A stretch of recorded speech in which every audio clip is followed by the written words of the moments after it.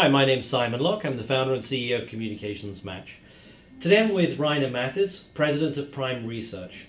Dr. Mathis founded Prime, a world-leading communications research, analytics and measurement company.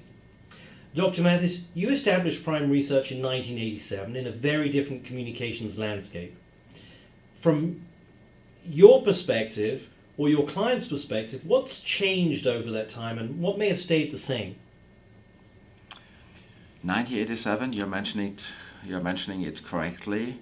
That was the starting time for Prime Research, and it was, I have to say, it was in the last century. We really have to really focus on that. That has been another century.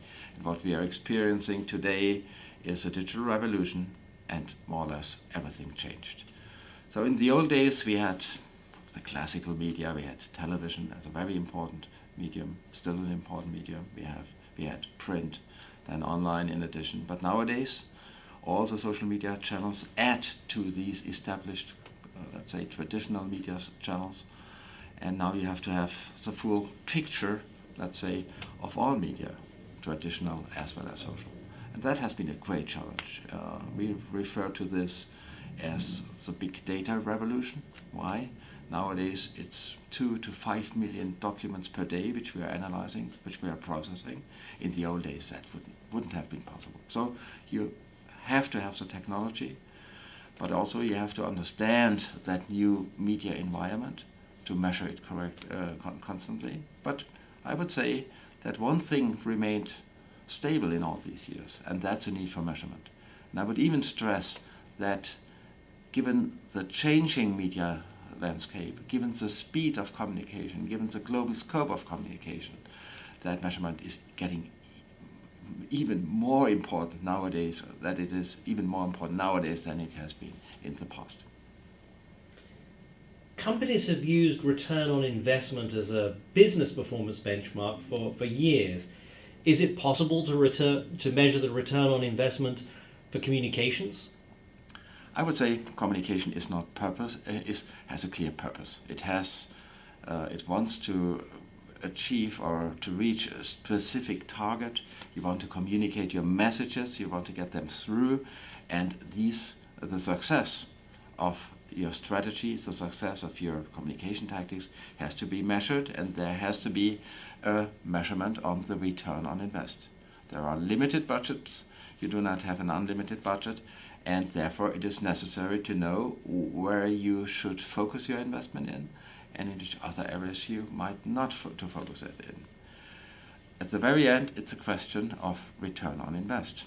So how to measure return on invest? First of all, I would say the marketing colleagues, when they invest their money in advertising, they have a metric for more or less everything what they do, below the line, above the line, they have the metrics. And PR for a long time didn't have that metrics.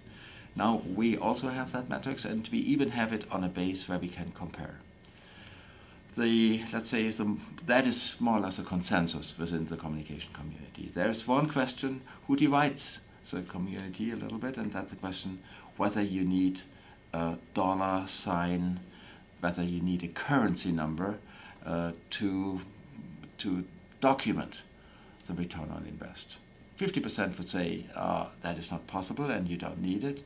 The other 50% would say I want to have exactly that number. Why? When I invest 1 million and I get a communication value out of it from 5 million, that's a multiple of 5, and I want to show it to my CEO. So we at Prime Research, we are really driven by our clients. If the clients want to follow that approach, we are providing that approach. If the client says, no, that's somehow delicate, then we say, no, and let's do it in another way. Well, my last question is simply, over time, communications channels and audiences have become more and more fragmented. What does this mean for the measurement of communications? There are a lot of tools available in the market, and they show more or less that 90% of the communication nowadays is dominated by Twitter. Why is that the case? They simply count the number of tweets. And then they compare it with the number of TV stories, with the number of online news stories, and then the traditional media may have a market share of 5 to 10%, not more. Is that a fair picture? Of course not. So what we have to do is we always have to measure the effects of communication, and to have an effect there is a necessary precondition, and that necessary precondition is this message should have reached somebody. And there are different ways how to calculate that reach. Usually we are distinguishing between probability to see, that's our target number, compared to opportunity to see. You get much bigger numbers if you're only focusing on cross reach, on the opportunities to see. But making opportunity to a probability, that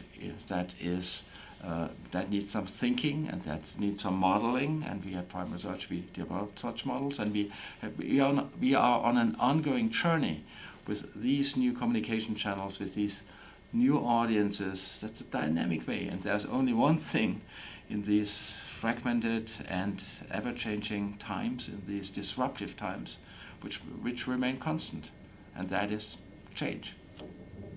Thank you very much. My pleasure.